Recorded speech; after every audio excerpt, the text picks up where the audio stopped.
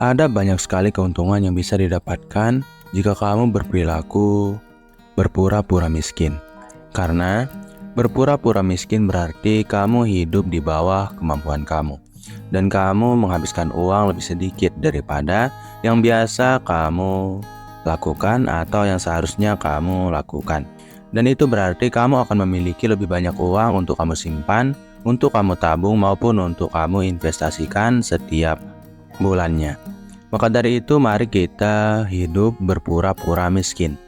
Melihat dari banyak sekali manfaat yang bisa kita dapatkan dari hidup berpura-pura miskin ini.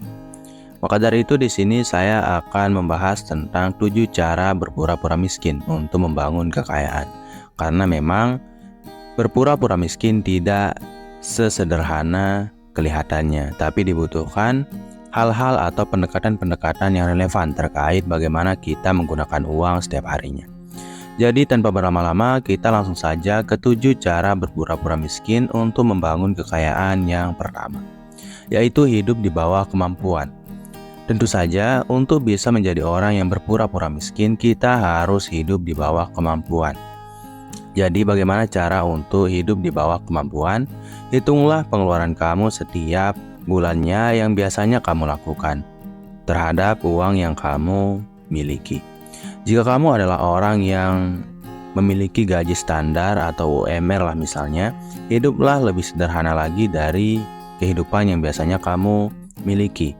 Misalnya, dalam satu bulan kamu misalnya mendapatkan gaji sejumlah 3 juta rupiah. Kemudian kamu hidup biasanya atau normalnya dengan menghabiskan 1,5 sampai 2 juta rupiah. Maka dari itu untuk bisa menjadi orang yang berpura-pura miskin, kamu harus menekan semua jenis pengeluaran yang biasa kamu lakukan. Seperti misalnya, tidak membeli barang-barang yang biasanya dibeli oleh orang kaya atau barang-barang yang terlalu mewah. Jika kamu memiliki smartphone yang masih berfungsi dengan baik, jangan diupdate atau diupgrade, biarkan saja smartphone tersebut. Intinya, minimalkan pengeluaran kamu sekecil mungkin. Sehingga yang tadinya kamu mengeluarkan rata-rata sejumlah 1,5 juta sampai 2 juta per bulan, buatlah menjadi 1 juta per bulan. Tentu saja cara ini hanya akan bisa kamu terapkan jika kamu hidup di bawah kemampuan atau jika kamu mengubah gaya hidup kamu lebih rendah daripada biasanya. Mungkin pada awalnya kamu akan merasa sedikit tertekan, tapi seiring berjalannya waktu, kamu akan merasa lebih baik. Karena memperkecil pengeluaran atau berpura-pura miskin tentu saja akan membuat kita memiliki lebih banyak kekayaan daripada biasanya. Kemudian cara berpura-pura miskin untuk membangun kekayaan yang kedua adalah menghindari hutang konsumtif.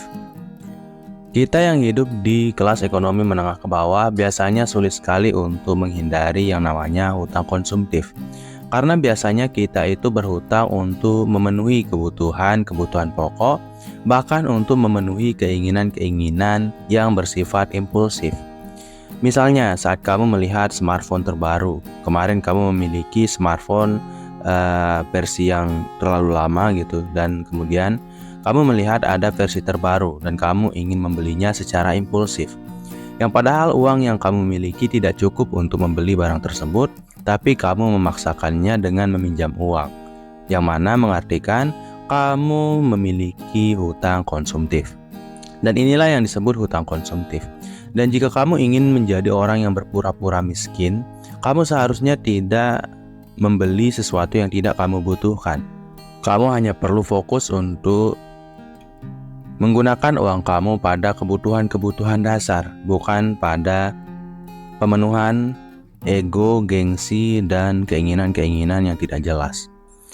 Kalaupun kamu ingin berhutang pada suatu bidang, usahakan bidang tersebut adalah untuk membuat kamu menjadi semakin kaya atau menambah kekayaan kamu daripada sebelumnya. Karena kalau kamu berhutang untuk sesuatu yang kamu konsumsi, kamu akan kehilangan banyak uang.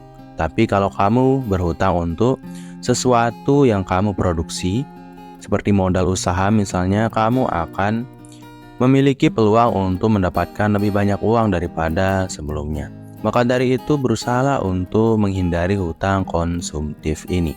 Karena kalau kamu tidak menghindarinya, kamu akan benar-benar gagal menjadi orang yang pura-pura miskin. Kemudian cara berpura-pura miskin untuk membangun kekayaan yang ketiga adalah menabung dengan konsisten. Bahkan mungkin saya akan menyarankan untuk menabung dengan agresif di sini. Karena ya kalau kita ingin menjadi orang yang kaya di masa depan dan kita ingin menerapkan cara untuk berpura-pura miskin ini, kita benar-benar harus bisa untuk menabung lebih banyak daripada biasanya. Dan kalaupun kamu berkata bahwa ya saya tidak ingin menabung, saya ingin berinvestasi, kamu tetap bisa menerapkan cara ini, di mana kamu harus benar-benar konsisten dalam menabung ataupun berinvestasi. Tentu saja kebiasaan kamu untuk hidup lebih bawah dari kemampuan kamu dengan gaya hidup orang miskin atau cara berpura-pura miskin ini, kamu akan berkemungkinan untuk memiliki lebih banyak uang daripada biasanya. Dan uang-uang dari proses berpura-pura miskin ini bisa kamu langsung investasikan atau tabung secara terus-menerus. Yang mana kalau kamu bandingkan dengan gaya hidup kamu yang sebelumnya yang biasa-biasa saja, tentu saja kamu akan memiliki lebih banyak uang daripada sebelumnya untuk kamu tabung. Kemudian cara yang keempat adalah investasi cerdas. Gaya hidup kita sudah kita atur serendah mungkin. Kita memotong semua pengeluaran yang tidak penting dan memangkas semua proses berbelanja secara impulsif yang biasanya kita lakukan. Kita bahkan jarang untuk makan di luar, hanya agar kita memiliki lebih banyak uang daripada sebelumnya untuk kita tabung dan investasikan. Kemudian bagaimana cara kita untuk berinvestasi jika kita sudah memiliki cukup banyak uang dari proses berpura-pura miskin ini? Jadi yang bisa kamu lakukan adalah investasi cerdas di dalam bidang yang kamu pahami. Jadi jangan sekali-kali kamu berinvestasi di bidang-bidang yang tidak kamu pahami, karena itu akan memiliki resiko yang terlalu besar untuk kamu tanggung. Apalagi jika kita hanya memiliki gaji UMR dan kita memaksa diri untuk berpura-pura miskin, yang padahal ya kalau kita lihat orang lain sudah melihat kita sebagai orang miskin. Maka dari itu ya kita harus benar-benar paham di mana tempat kita untuk berinvestasi yang kita pahami dan yang memiliki resiko yang mampu untuk kita tanggung. Di antara jenis-jenis investasi yang bisa kamu terapkan di sini, saya sudah menyediakan 3 tempat investasi. Yang pertama itu adalah di bidang saham. Ya memang saham ini adalah ya jenis investasi yang cukup rumit yang kita perlu pahami jauh dan pelajari lebih dalam gitu tentang pembukuan atau tentang laporan keuangan dari perusahaan yang kita ingin beli sahamnya. Dan investasi di bidang saham ini sebenarnya cukup tipis dengan judi kalau kita tidak mempelajari banyak hal terkait cara yang baik dan benar untuk berinvestasi. Karena seperti yang disampaikan oleh Benjamin Graham dalam bukunya The Intelligent Investor, ada 2 jenis orang yang mencoba untuk menanam modal atau membeli saham. Yang pertama itu adalah mereka yang disebut sebagai investor, yang mana melakukan penelitian lebih mendalam terkait kenapa mereka harus membeli sebuah saham. Kemudian yang kedua disebut sebagai spekulator, yang mana mereka cuma berspekulasi bahwa apakah saham ini naik atau turun besoknya. Dan ini adalah jenis investor atau orang yang membeli saham yang dengan kata lain kita sebut sebagai seorang penjudi. Karena kita tidak membaca banyak informasi yang membuat kita benar-benar yakin apa yang membuat kita membeli suatu saham, maka ya kita akan sangat dekat dengan apa yang disebut dengan berjudi. Kemudian investasi yang berikutnya yang bisa kamu terapkan adalah properti. Ini adalah jenis investasi yang sangat cocok jika kamu memiliki properti yang sudah ada atau kamu memiliki tabungan yang sudah banyak yang bisa kamu belikan properti. Karena investasi di bidang properti yang tepat akan selalu menguntungkan bagi setiap orang. Bayangkan saja, kamu hanya perlu membeli satu buah properti pada satu waktu atau di awal waktu. Dan properti tersebut kalau kamu paham bagaimana untuk menyewakannya, properti itu akan tetap mendapatkan penghasilan untuk diri kamu pribadi secara terus-menerus.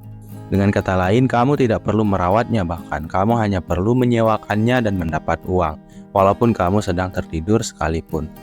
Tapi mungkin untuk kamu yang berhasil untuk menerapkan cara hidup berpura-pura miskin ini, Kamu tentu saja akan memiliki cukup banyak uang yang bisa kamu jadikan sebagai modal untuk investasi di bidang properti. Tapi ingat, tetap setiap jenis investasi memiliki resiko-resikonya sendiri. Maka dari itu ya, belajar dulu baru kita terjun di bidang investasi tertentu.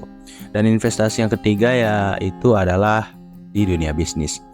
Bisnis merupakan sebuah jenis investasi, tentu saja dengan resikonya juga yang cukup besar kalau kamu tidak paham apa yang kamu lakukan.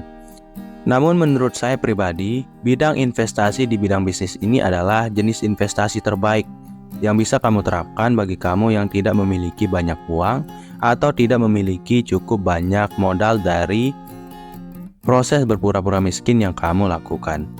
Karena ya bisnis itu bisa bersifat kecil-kecilan tergantung modal yang dimiliki.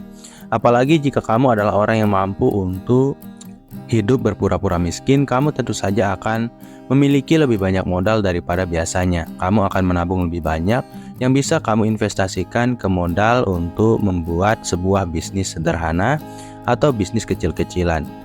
Dan dengan seiring berjalannya waktu, tentu saja kamu akan paham dan belajar tentang bagaimana cara untuk mengelola sebuah bisnis dengan baik dan benar. Kemudian cara berpura-pura miskin yang kelima adalah pola hidup sederhana. Hiduplah dengan sederhana, jangan membeli barang-barang mewah. Jangan terlalu terjebak dalam bagaimana orang melihat kamu, tentang bagaimana orang lain menjadi dan terlihat begitu kaya dibandingkan dengan diri kamu. Karena kita kadang termakan oleh ego dan gengsi. Kita tidak bisa hidup tenang saat kita melihat orang-orang di sekeliling kita terlihat begitu kaya.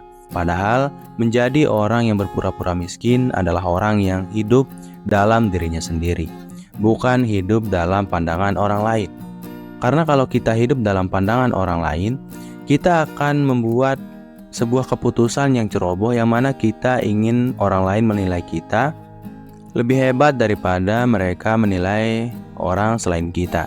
Dan ini yang membuat kita cepat sekali untuk menghabiskan uang dengan ceroboh. Maka dari itu ya, kita harus lepas dari pandangan orang lain atau bagaimana orang lain melihat kita. Kita harus lepas dari perbandingan-perbandingan yang dilakukan oleh diri kita saat kita melihat kesuksesan orang lain. Kemudian kita harus bisa menekan ego, gengsi, dan hawa nafsu kita untuk bisa menjadi orang yang lebih hidup sederhana. Intinya hidup sederhana adalah kamu fokus pada apa yang kamu butuhkan, bukan apa yang kamu inginkan. Dan kamu hanya fokus pada kewajiban dan tanggung jawab dalam mengeluarkan uang, bukan pada hak-hak yang terlalu berlebihan, hanya karena kamu memiliki lebih banyak uang daripada sebelumnya. Kemudian cara yang keenam adalah menghindari pamer kekayaan. Nah, ini seringkali terjadi dan berlangsung di lingkungan kita, di mana kita seringkali berusaha untuk memamerkan kekayaan yang kita miliki, entah itu antara kita dan tetangga atau antara kita dan sahabat-sahabat atau teman-teman kita yang ada di lingkungan kita. Yang sayangnya memamerkan kekayaan adalah sebuah tindakan pemiskinan diri.